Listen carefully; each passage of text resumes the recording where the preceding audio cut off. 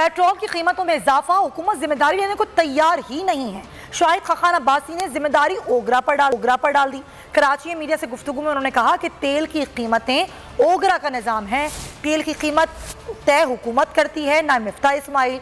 नवाज शरीफ की वतन वापसी की खबरों पर उन्होंने कहा कि मियाँ साहब इलाज की गर्ज से गए हैं, उनकी वापसी का फैसला उन्होंने ही करना है। पंजाब में सियासी कशीदगी है। राना सनाउल्लाह को JIT की तलबी बेवकूफ़ी है।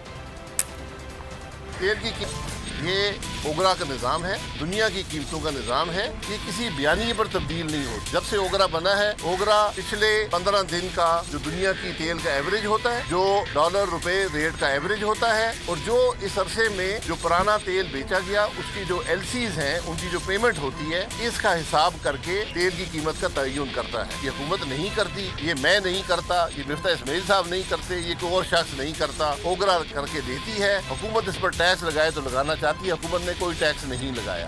कि मियां साहब इलाज की गर्ज से गए थे, इलाज करा कर आएंगे। ये फैसला या उनके डॉक्टरों का है या उनका अपना है। मैं और आप फैसला नहीं। वफाक अपना काम करे, सूबे अपना काम करे, अवाम के मसाइल हल करें। देखिए ये तनाव नहीं है, ये तो बेवकूफ़ी है कि आप वफाकी वज़रा पे पर्चे दर्ज कर रहे हैं, तो करें दर्ज। अगर पाकिस्तान के मसाइल का हल वफाकी वज़रा पे पर्चे दर्ज करने में है तो फिर दर्ज कर लें।